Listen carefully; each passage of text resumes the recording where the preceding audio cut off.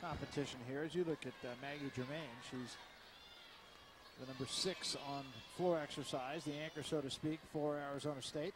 Ranked number 2 in the nation, as you see. Comes from an athletic family. Uncle, football quarterback at Ohio State, Joe Germain. Who actually quarterbacked the team that beat ASU. That's right. When they were ranked 1 and 2. So, well, she's 5'8". That is incredibly tall for a gymnast, and she uses her height to such an advantage for her. Long, beautiful, and yet still able to do the tumbling and vault and uneven bars. It's typically harder for a taller gymnast. Just to update, 9925 for Ashley Ellsbury a moment ago in floor X. Powerful.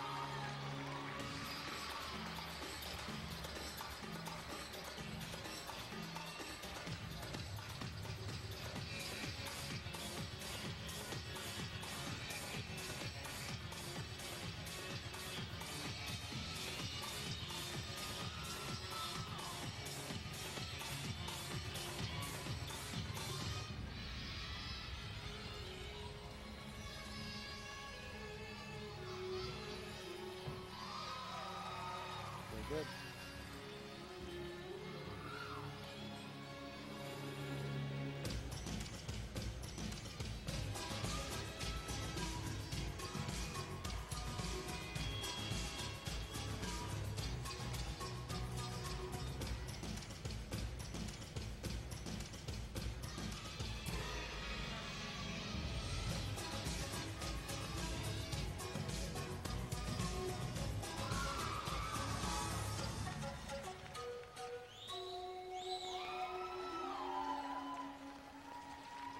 Very entertaining. Yes.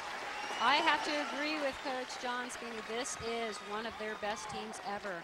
I think it's the cleanest gymnastics I've seen from Arizona State. Very good. I like the music too. Very creative music, very different. She's really able to turn this 5'8" body over quite nicely. Very impressed with the first tumbling pass, the pike double back. So we'll get the score for Maggie Germain. A good rotation for Arizona State on floor. Likewise for UCLA on bars. And we're coming back for UCLA. Very good, and a good competition going between UCLA and Arizona State. California will be on vault as we start the third rotation. Washington on the bars, UCLA on beam, OSU on exercise on floor X, and ASU, Stanford, and Arizona with the bye.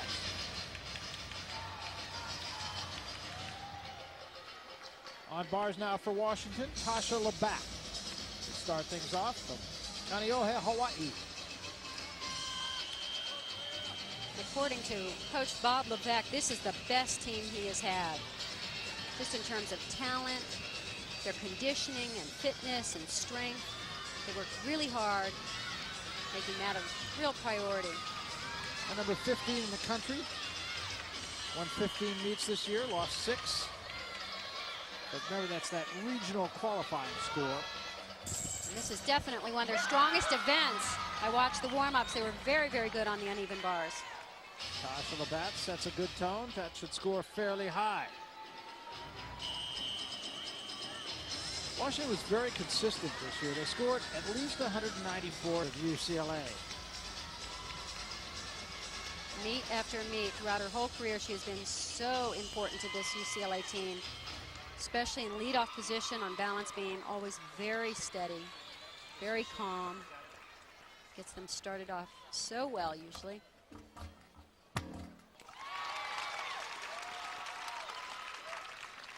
UCLA is ranked first on every single event. And remember, they're doing it today without arguably their best gymnast.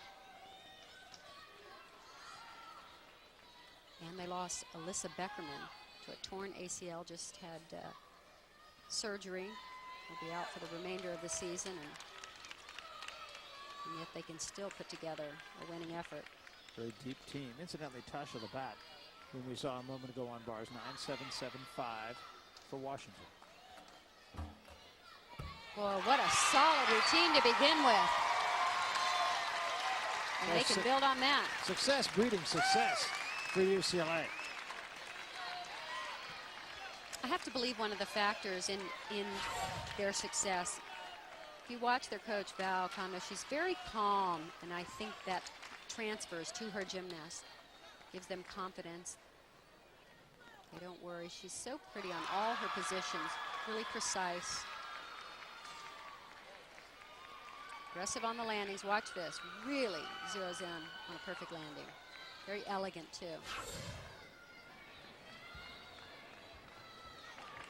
So look right there at Malia Jones. She awaits her score.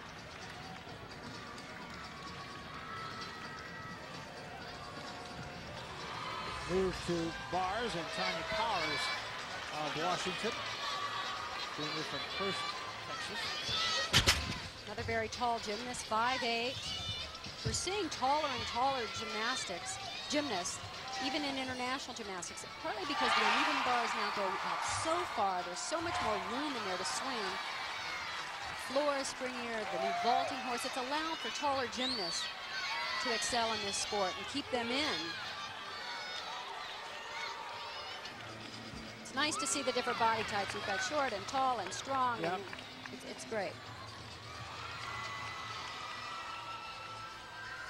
We move now to Kristen Parker on beam. A late substitution. Powers, incidentally, we saw just a moment ago, 9.75.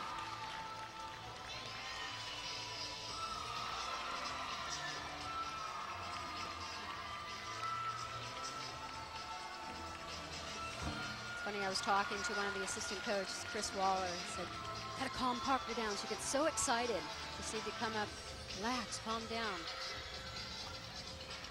You definitely want that from your gymnast, to be excited, to get up, to get pumped for a competition, but also control the adrenaline.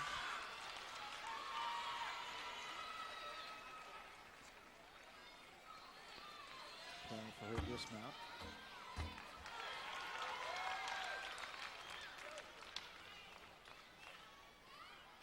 Off to the side. Oh, no!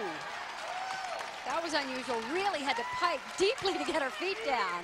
Like, whoa, trying to keep her feet stuck to the mat in a deep pike position, but she managed to keep her hands off the mat. She did.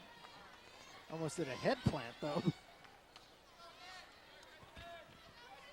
She's excited. You can see a look on her face. I'm here, here's the end, and stick. Oh, don't move. Saved it. We're in the middle of the third rotation, watching UCLA on beam, Washington on bars. We'll come back with more of the third rotation after this. Dockendorf, about whom we spoke earlier, pole vaulter on the track team, already the fourth best pole vaulter in Washington history, and doing a pretty good job here in the championship. I'll tell you what, as I said, it's a perfect transition from going back and forth, pole vaulting and the bars right here. So much of the skills needed for the uneven bars are perfect for pole vaulting. There's really nice form. Legs straight, legs so tight together. Double layout. Whoa, that is a landing. I don't think she bent her legs even to. Goodness gracious.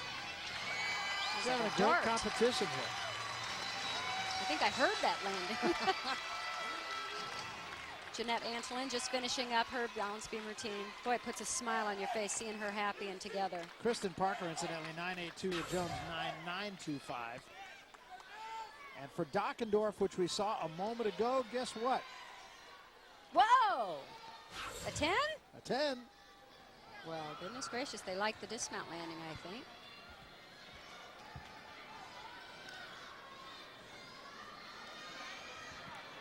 And there she is. Rooting for a teammate. She did her part, didn't she? Yeah, absolutely. Really seen some good landings in this competition. But that one, I think, took the prize. It's hard to do a landing and not bend your legs at all. It's sometimes considered a little dangerous on your knees, but she somehow pulled it off and pulled it off beautifully. Turning cheerleader for Emily Pritchard, who just